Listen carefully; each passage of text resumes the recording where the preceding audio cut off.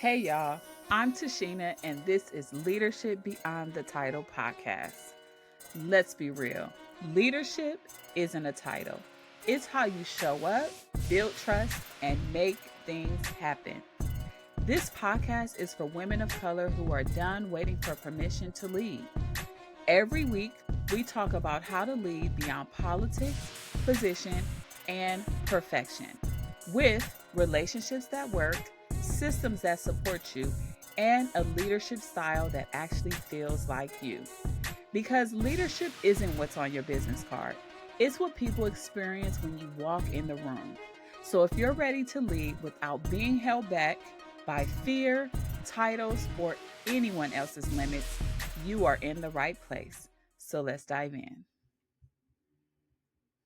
Hey, friends, I'm Tashina Braxton, and this is Leadership Beyond the Title podcast. Today is a celebration. It's not just the 1 year anniversary of this podcast, it's also my birthday, my Obama year. Today, I have turned 44. Hey. You know, this is that year where it finally feels like I'm starting to settle into my bones, settle into where I am. This year, it didn't just grow my platform, but it grew me. It taught me that leadership isn't about titles. It's not about applause. It's not even about trying to be validated. It's about how you lead yourself when no one's watching, when the numbers are low, when no one shows up to your lives, when no one really downloads your podcast episodes, when your emails aren't getting the clicks that you want, when you are just unsure if what you're doing is even working. And so today, I want to share 5 lessons that have shaped me this year.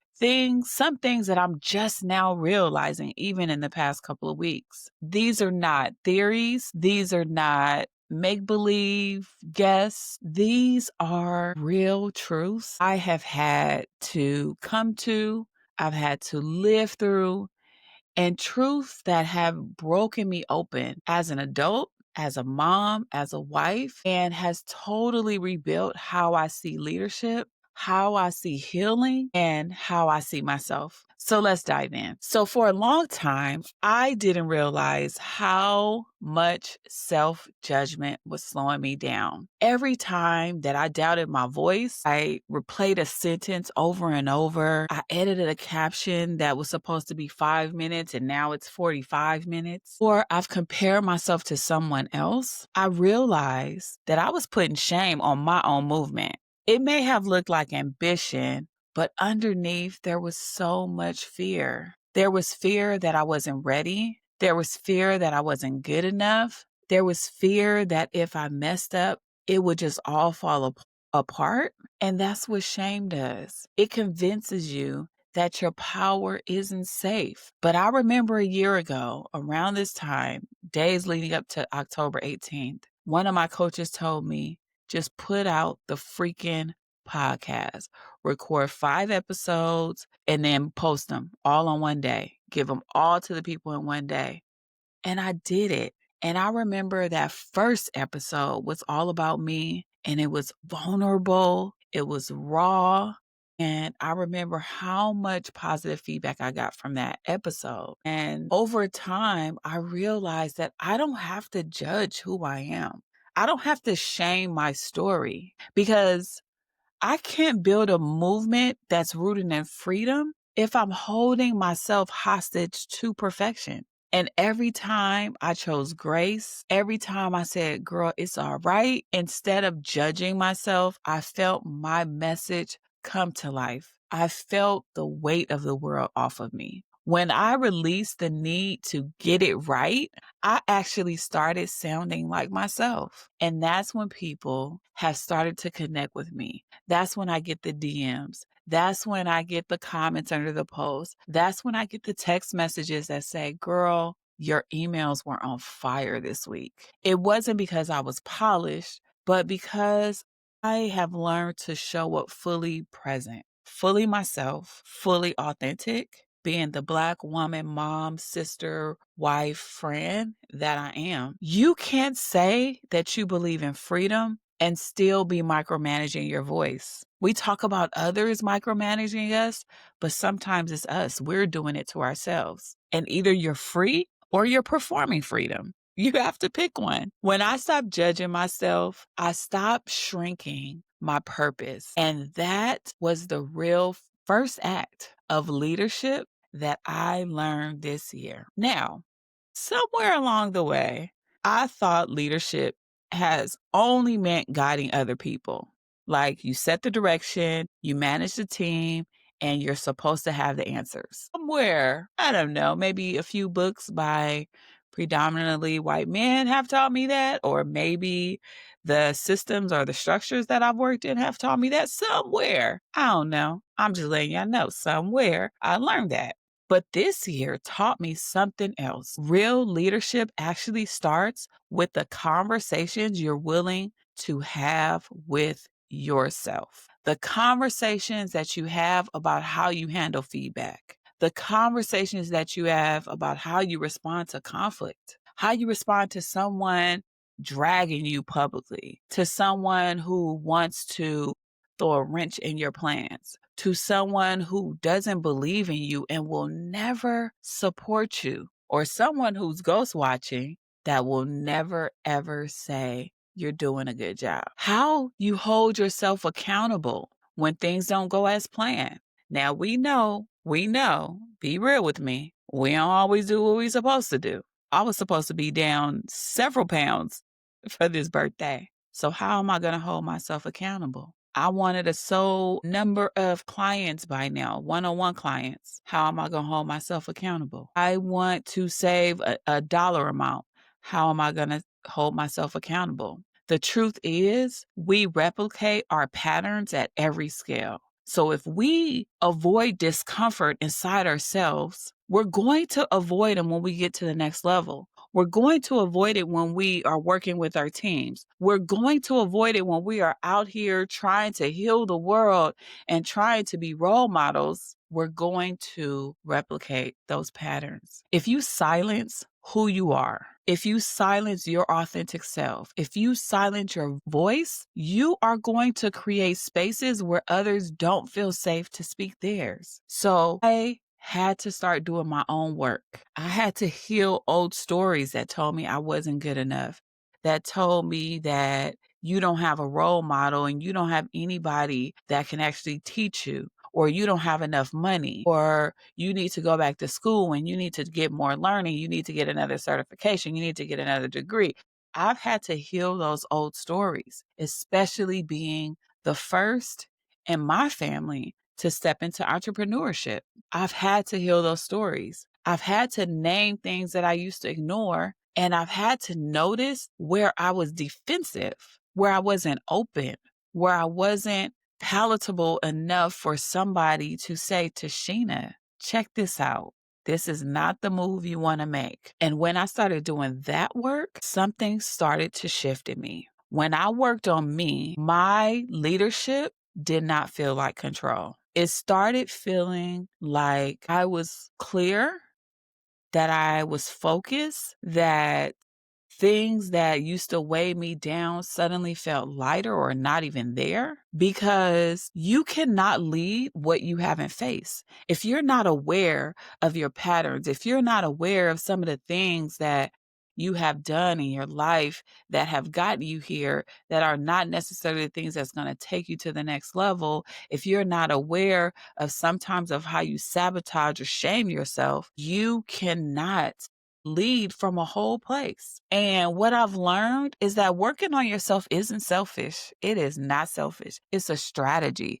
It's a strategy to make you be the person who God called you to be, to live out his purpose for you. So you have to work on yourself.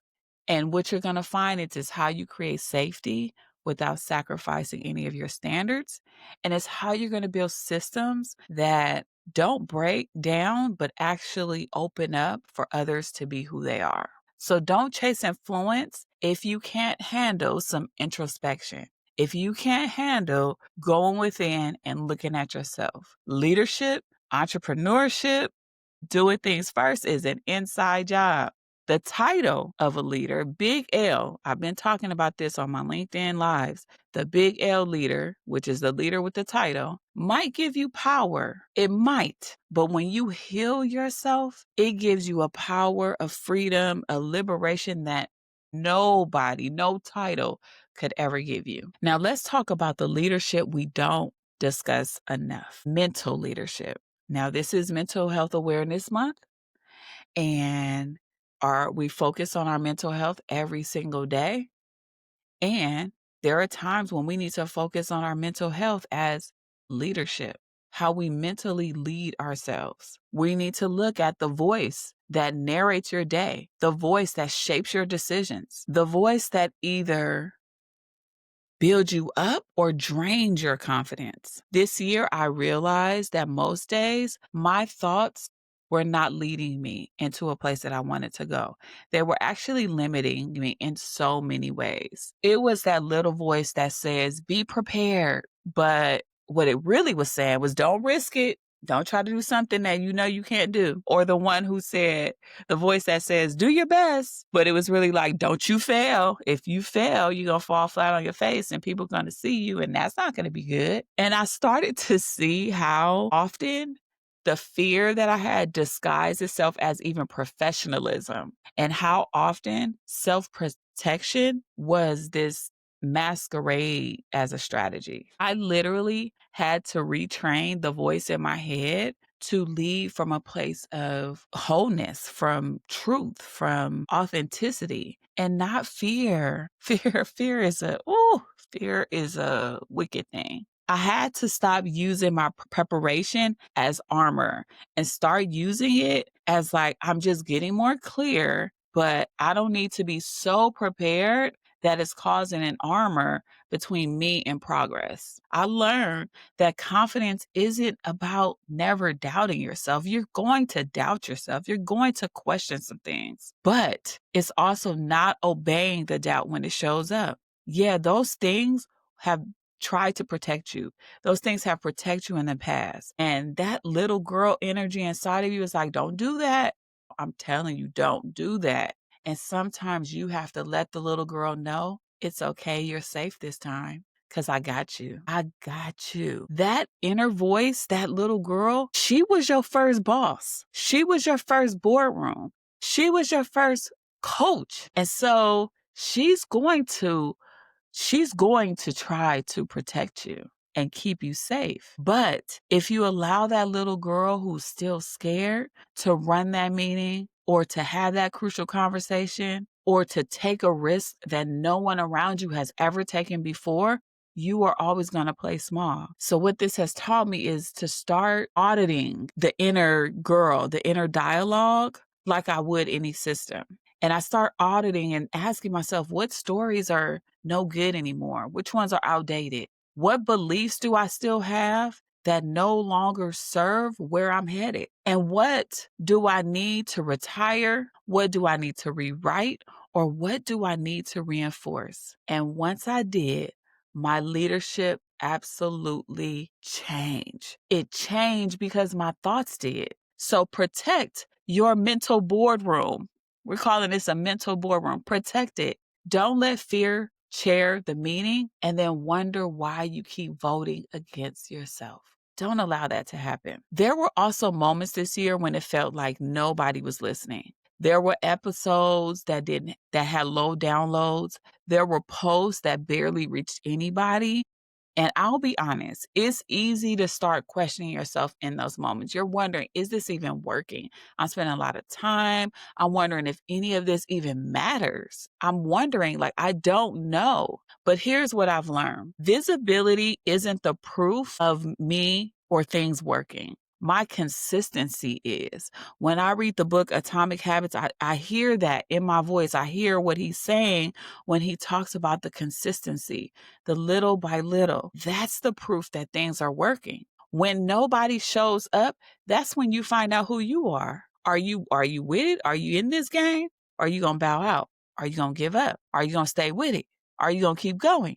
You will literally find out, am I in this because I need the applause, I need the validation, or am I in it because there's a movement that God who has told me that I need to be a steward over? Because quiet moments, quiet seasons, quiet things aren't punishment, they're preparation. I heard this from Myron Golden. The work always works. So when you put in the work, it's always going to work. And so those moments when it's quiet and you feel no one is really like seeing you or no one's clicking to sign up with you, those are the moments where you have to build your own self-trust. Those are the moments where you have to learn how to endure, how to have patience and have big freaking faith. Big faith. I write in my journal at least 3 times a week, and I have to tell myself, God, give me the faith as small as a mustard seed. And I have to have the belief that that small mustard seed of faith is going to move a freaking mountain one day, because the work always works. When you plant the seed will grow. Okay? Every time that I showed up when no one else did, I built a muscle I didn't know I had, and that muscle was self-trust. I've been doing this 30-day live series, and tomorrow, I will be on day 20. And it has taught me so much about just freaking do it. Just go. It may not be perfect. No one may not show up, but just freaking do it. You learn so much about yourself and so much about the skill of speaking. And for me, that's how I know it's working. And that's what sustains me when the metrics, when the likes, when the clicks don't match what I'm doing. So if you are in a season right now where it's quiet, where it's slow, I want to remind you that the silence doesn't mean it's not working. It means the soil is getting richer and deeper, and it is going to grow and bloom. So show up like the room is full, even when it's empty. The algorithm cannot measure your alignment. The algorithm cannot measure your purpose. That is leadership. It is showing up when no one's clapping yet. And guarantee they will. This year, authenticity for me stopped being a buzzword and it became a discipline, because being authentic isn't about being light. It's about being real. It's about saying what needs to be said, even when it costs you comfort, even when you know someone might misunderstand you. I have been told a lot of my life, Sheena, you're mean. Sheena, you're too direct. Sheena, like, just be nicer. Say it different. And I know that I have so much care for people and I want people to do so much better. And I also have to protect myself at the same time. And I hid that for so many years.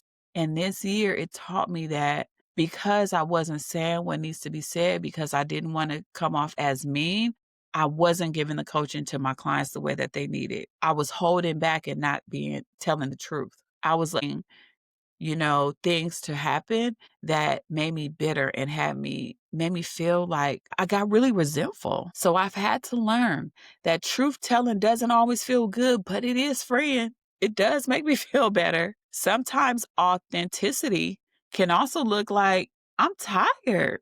There are days when I'm so tired I don't even want to show up. And sometimes it looks like I got to set a boundary. And sometimes I do need to stay silent and I do need to be by myself until my words can actually heal. And sometimes authenticity means being the first person in the room to name what everyone else is pretending that is not there. Authenticity will literally clear the air. It will shake shit up. It will. And yes, it might clear the room, but that's how you know it's working. Because your job as a leader isn't to keep everybody comfortable, it's to keep everybody honest, and that includes you. How honest are you with yourself about your authenticity? Because the world doesn't need another polished leader. It needs people that are brave enough to say what needs to be said and live it when no one's watching. So here I am. It's 1 year Leadership Beyond the Title and one more year of life. This is my Obama year. I'm 44. This is year 2 without my mom, and I still miss her every freaking day. And even this morning when I woke up, I said, damn, I wish I looked at my phone and she was the first text, or I wish she was the first phone call. I wish. But I'm grateful for the lessons and the time that I did have with her. And I'm grateful for another year of just trying all of this again. This is the year that I give myself more grace. This is the year that I show up more present. This is the year that I realize that leadership isn't something you do, it's someone you become. This is the year that has taught me that healing is leadership. Rest is strategy. Being still sometimes is action. And the most revolutionary, freeing thing any of us can do is to keep showing up, to not be armored up, to not edit yourself, and don't be afraid to be seen. So if you're listening to this right now and you've been questioning whether whatever you're building even matters, it does. Because your consistency is proof, your courage is the data, and your authenticity is going to be the legacy that you leave. So thank you for being here. Thank you for believing in my message. And thank you for leading beyond the title with me. Keep showing up when it's quiet. Keep leading when it's messy. Keep believing when it's slow, because one day you're going to look back and realize you didn't just start a podcast. You built a movement. All right, y'all. Talk to you soon. See you next week. Bye.